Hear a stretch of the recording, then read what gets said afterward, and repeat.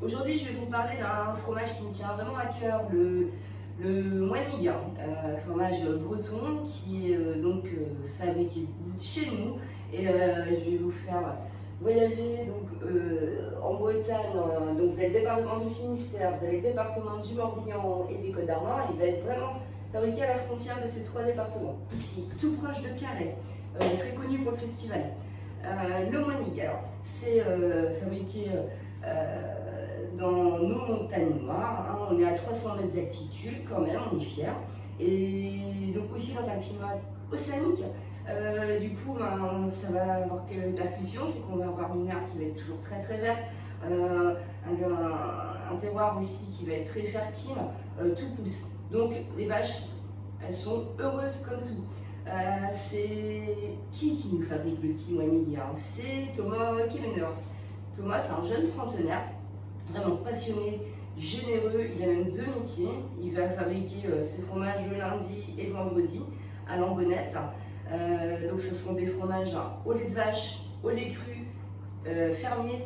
Et comment il procède? Donc il va pour sa fabrication, donc il va aller acheter le lait à la ferme à côté de son laboratoire, au GAEC à Navelvro, qui est donc géré par les trois frères, hein, qui sont la famille Lecrase et qui sont aussi pionniers du label lait de foin. Donc pour résumer, le label lait de foin, c'est vraiment une alimentation pour la saison hivernale qui va interdire les OGM et aussi tous les aliments fermentés. Donc été comme hiver, vous pouvez être sûr que nos fromages, elles mangent comme dans un restaurant 4 étoiles presque, hein. Donc elles sont bien les filles.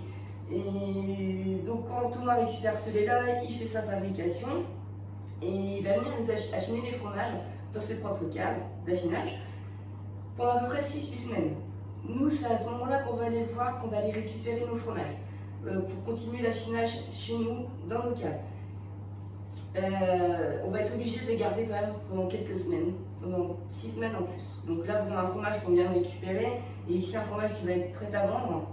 On va les pousser jusqu'à 3 mois parce que c'est là que les fromages vont vraiment être optimal et vraiment avoir la saveur qu'on attend de lui, tout simplement, qui respire ce côté authentique de notre terroir. En bouche, ça a l'air hyper intéressant.